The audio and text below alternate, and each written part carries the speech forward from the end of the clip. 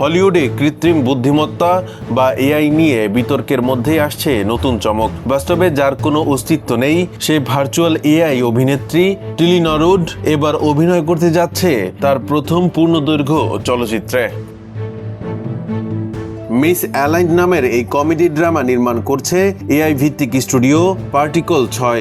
নির্মাতাদের দাবি এটি শুধু প্রযুক্তির প্রদর্শনী নয়, বরং কৈশোর, আত্মপরিচয়, অস্তিত্বের সংকট এবং কৃত্রিম বুদ্ধিমত্তার জটিল সম্পর্ক নিয়ে নির্মিত একটি গল্প। সিনেমার গল্প আবর্তিত হবে টিলিভার্স নামের এক কাল্পনিক ডিজিটাল জগৎকে ঘিরে। সেখানে বসবাস করে টিলি, যার নেই কোনো বাস্তব শরীর, নেই ব্যক্তিগত স্মৃতি, কিন্তু অন্যদের অভিজ্ঞতায় প্রবেশের অসাধারণ ক্ষমতা রয়েছে তার।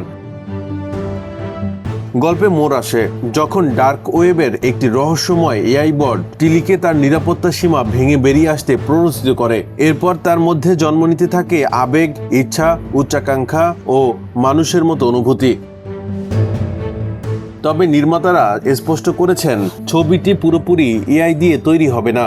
পরিচালক, চিত্রনাট্যকার, সম্পাদক সহ চলচ্চিত্রের অভিজ্ঞ পেশাজীবীরা এআই বিশেষজ্ঞদের সঙ্গে যৌথভাবে কাজ করবেন। অর্থাৎ এটি হবে মানুষ ও কৃত্রিম বুদ্ধিমত্তার সমন্বয়ে নির্মিত একটি হাইব্রিড চলচ্চিত্র। পার্টিকল 6 এর প্রধান নির্বাহী এলাইন ভ্যান ডার ভেল্ডেন বলেছেন, উন্নত গল্প বলার ক্ষেত্রে এআই সহায়ক হতে পারে, তবে মানবিক অভিজ্ঞতা, সৃজনশীলতা ও বিচারবোধের কোনো বিকল্প নেই। গত বছর এআই অভিনেত্রী টিলি নরউডকে একটি ট্যালেন্ট এজেন্সির সঙ্গে চুক্তিবদ্ধ করার ঘোষণা ঘিরে হলিউডে তীব্র বিতর্ক সৃষ্টি হয়েছিল। অভিনয় শিল্পী ও চলচ্চিত্র সংশ্লিষ্টদের একাংশ তখন সৃজনশীল শিল্পে এআই এর ক্রমবর্ধমান প্রভাব নিয়ে উদ্বেগ প্রকাশ করেন। বর্তমানে মিস অ্যালাইন্ড ছবির প্রাথমিক উন্নয়ন কাজ চলছে, আর এই সিনেমার মাধ্যমে চলচ্চিত্র জগতে এআই এর ভূমিকা নিয়ে নতুন করে আলোচনা শুরু হবে বলেই মনে করছেন সংশ্লিষ্টরা।